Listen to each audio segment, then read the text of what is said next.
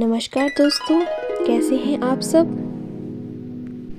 आज शुरू करते हैं भगवद गीता का अध्याय 2 श्लोक नंबर 17। अविनाशी तु तदिति येन सर्वमिदं ततं विनाशं व्ययस्यास्य न कश्चित् कर्तुमर्हति। जो सारे शरीर में व्याप्त है उसे ही तुम अविनाशी समझो, उस अव्यय आत्मा को नष्ट करने में कोई भी समर्थ नहीं है।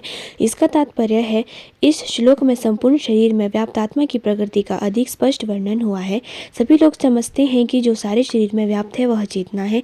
प्रत्येक व्यक्ति को शरीर में किसी अंश या पूरे भाग में सुख दुख का अनुभव होता है, किंतु चेतना की यह व्याप्ति किसी के शरीर तक ही सीमित रहती है। एक शरीर के सुख तथा दुख का बोध दूसरे शरीर को नहीं हो पाता। फलतः प्रत्येक शरीर में व्यष्टि आत्मा है और इस आत्मा की उपस्थिति का लक्षण व्यष्टि चेतना द्वारा परिलक्षित होता है। इस आत्मा को बाल के अग्रभाग के 10,000वें भाग के तुल्य बताया गया है। श्वेताश्वर उपनिषद में इसकी पुष्टि हुई है।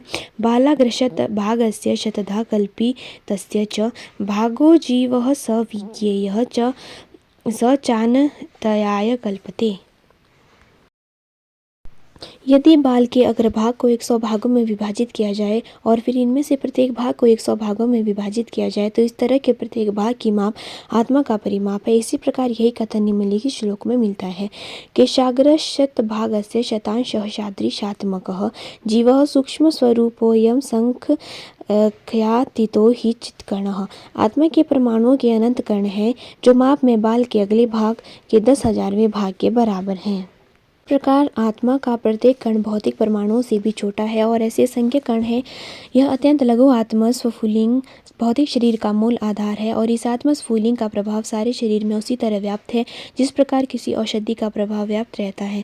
आत्मा की यह धारा, विद्युत धारा, सारे शरीर में चेतना के रूप में अनुभव की जाती है और यही आत्मा के अस्तित्व का प्रमाण है।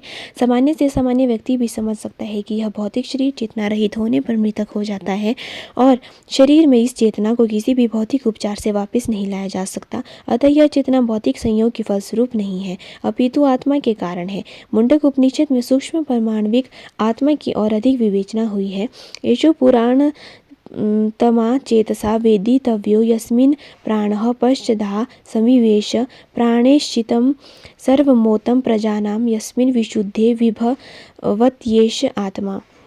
आत्मा आकार में अणुतुल्य है जिसे पूर्ण बुद्धि के द्वारा जाना जा सकता है। यह अणुआत्मा 5 प्रकार के प्राणों में तैर रहा है। ये प्राण हैं प्राण, अपान, व्यान, समान तथा उदान। यह हृदय के भीतर स्थित है और देहधारी जीव के पूरे शरीर में अपने प्रभाव का विस्तार करता है। जब आत्मा को 5 वायुओं के कलमश से शुद्ध कर लिया जाता है तो इसका आध्यात्मिक प्रभाव प्रकट होता है। हठ योग का प्रयोजन विविध आसनों द्वारा उन 5 प्रकार के प्राणों को नियंत्रित करना है जो आत्मा को घेरे हुए हैं। यह योग किसी भौतिक लाभ के लिए नहीं अपितु भौतिक आकाश के बंधन से अणु आत्मा की मुक्ति के लिए किया जाता है। इस प्रकार अणु आत्मा को सारे वैदिक साहित्य ने स्वीकारा है और प्रत्येक बुद्धिमान व्यक्ति अपने व्यवहारिक अनुभव से इसका प्रत्यक्ष अनुभव करता है। केवल मूर्ख व्यक्ति ही इस अणु आत्मा को सर्वव्यापी विष्णु तत्व के रूप में सोच सकता है।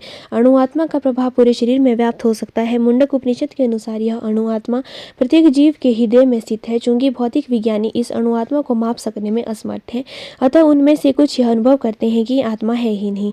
व्यष्टि आत्मा तो निसंदेह परमात्मा के साथ साथ हृदय में है और इसीलिए शारीरिक गतियों की सारी शक्ति शरीर के इसी भाग से उद्भूत है। जो लाल रक्तकण फेफड़ों से ऑक्सीजन ले जाते हैं वे आत्मा से ही शक्ति प्राप्त करते हैं। अतः जब आत्मा इस स्थान से निकल जाता है तो रक्तोत्पादक संलयन बंद हो जाता है। औषधि विज्ञान लाल रक्त कणों की महत्ता को तो स्वीकार करता है, किंतु वह यह निश्चित नहीं कर पाता कि शक्ति का स्रोत आत्मा है। जो भी हो, औषधि विज्ञान यह स्वीकार करता है कि शरीर की सारी शक्ति का उद्गम स्थल हृदय है। पूर्णात्मा के ऐसे अणु कणों की तुलना सूर्य प्रकाश के कणों से की जाती है। इस सूर्य प्रकाश में असंख्य तेजोमय अणु होते हैं। इसी प्रकार परमेश्वर के अंश, उनकी किरणों के परमाणु स्फुलिंग हैं और प्रभा या पराशक्ति कहलाते हैं। अतः चाहे कोई वैदिक ज्ञान का अनुगामी हो या आधुनिक विज्ञान का, वह शरीर में आत्मा के अस्तित्व को नकार नहीं सकता। भगवान ने स्वयं भगवद गीता में आत्मा के इस विज्ञान का विशद वर्णन किया है।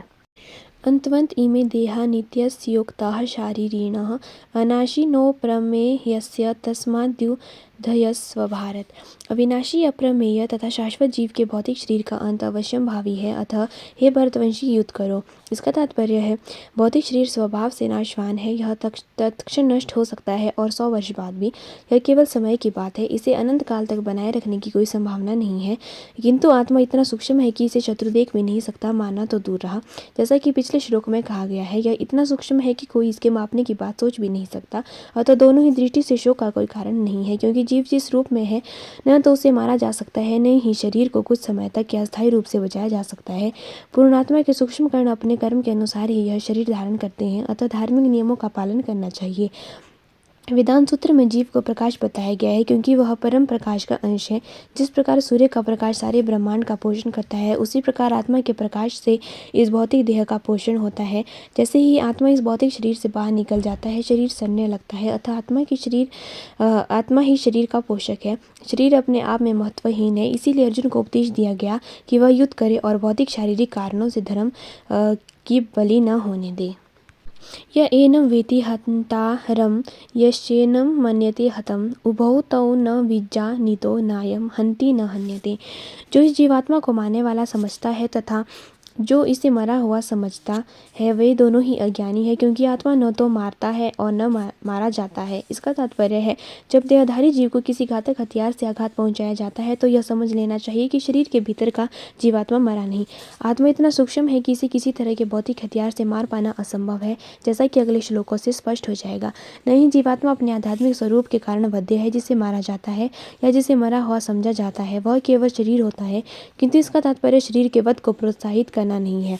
वैदिक आदेश है मां हिंस्यात् सर्वा भूतानि, किसी भी जीव की हिंसा न करो, न ही जीवात्मा अवध्य है। का अर्थ है यह है कि पशु हिंसा को प्रोत्साहन दिया जाए। किसी भी जीव के शरीर की अनधिकार हत्या करना निंद्य है और राज्य तथा भगवद विधान के द्वारा दंडनीय है। किंतु अर्जुन को तो धर्म के नियमानुसार मारने के लिए नियुक्त किया जा रहा था, किसी पागलपन वश नहीं। न जायते म्रियते वा कदाचित् नायं भूत्वा भविता वा न भूयः अजो नित्यः शाश्वतोऽयं पुराणो न हन्यते हन्यमाने शरीरे। आत्मा के लिए किसी भी काल में न तो जन्म है न मृत्यु। वह न तो कभी जन्मा है, न जन्म लेता है और न जन्म लेगा। वह अजन्मा, नित्य, शाश्वत तथा पुरातन है। शरीर के मारे जाने पर वह नहीं मारा जाता। इसका तात्पर्य है गुणात्मक दृष्टि से परमात्मा का अणुवंश परम से अभिन्न है। वह शरीर की भांति विकारी नहीं है। कभी कभी आत्मा को स्थायी या कुटस्थ कहा जाता है। शरीर में 6 प्रकार के रूपांतर होते हैं। वह माता के गर्भ से जन्म लेता है, कुछ काल तक रहता है, बढ़ता है, कुछ परिणाम उत्पन्न करता है, धीरे धीरे क्षीण होता है और अंत में समाप्त हो जाता है।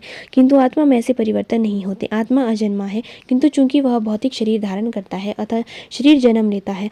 आत्मा न तो जन्म लेता है न मरता है। जिसका जन्म होता है उसकी मृत्यु भी होती है, और चूंकि आत्मा जन्म नहीं लेता, अतः उसका न तो भूत है, न वर्तमान या भविष्य। वह नित्य, शाश्वत तथा सनातन है, अर्थात उसके जन्म लेने का कोई इतिहास नहीं है।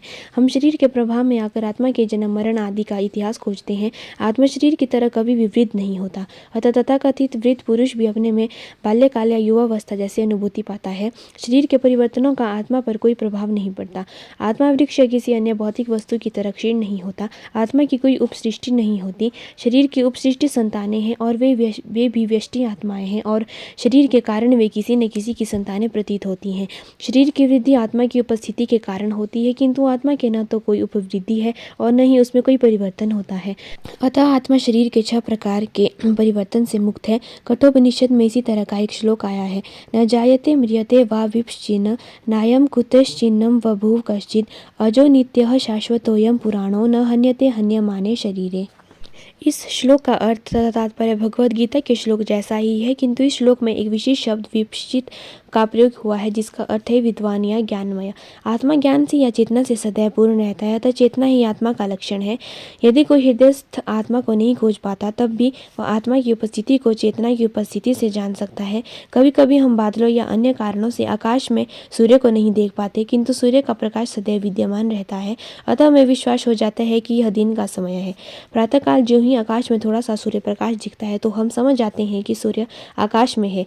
इसी प्रकार चूंकि शरीरों में चाहे पशु के हों या पुरुषों के कुछ न कुछ चेतना रहती है, अतः हम आत्मा की उपस्थिति को जान लेते हैं, किंतु जीव की यह चेतना परमेश्वर की चेतना से भिन्न है, क्योंकि परम चेतना तो सर्वज्ञ है, भूत वर्तमान तथा भविष्य के ज्ञान से पूर्ण। व्यष्टि जीव की चेतना विस्मरणशील है। जब वह अपने वास्तविक स्वरूप को भूल जाता है तो उसे कृष्ण के उपदेशों से शिक्षा तथा प्रकाश और बोध प्राप्त होता है, किंतु कृष्ण विस्मरणशील जीव नहीं है। यदि वे ऐसे होते तो उनके द्वारा दिए गए भगवद गीता के उपदेश व्यर्थ होते। आत्मा के दो प्रकार हैं, एक तो अणु आत्मा और दूसरा विभु आत्मा। कठोपनिषद में इसकी पुष्टि इस प्रकार से हुई है। अणो रणि यान महतो महीयान आत्मास्य जंतो निर्हितो गुहायां तमक्रतुः पश्यति वित्त शोको धातुः प्रसादान मही मानमात्मनः। परमात्मा तथा अणु आत्मा दोनों शरीर रूपी उसी वृक्ष में जीव के हृदय में विद्यमान हैं, और इनमें से जो समस्त इच्छाओं तथा शोकों से मुक्त हो चुका है वही भगवत कृपा से आत्मा की महिमा को समझ सकता है। कृष्ण परमात्मा के भी उद्गम है, जैसा कि अगले अध्याय में बताया जाएगा, और अर्जुन अणु आत्मा के समान है जो अपने वास्तविक स्वरूप को भूल गया है, अतः उसे कृष्ण द्वारा या उनके प्रामाणिक प्रतिनिधि गुरु द्वारा प्रबुद्ध किए जाने की आवश्यकता है। धन्यवाद। मिलते हैं नेक्स्ट वीडियो में भगवद गीता के अगले श्लोकों के साथ। Please do subscribe. Thank you.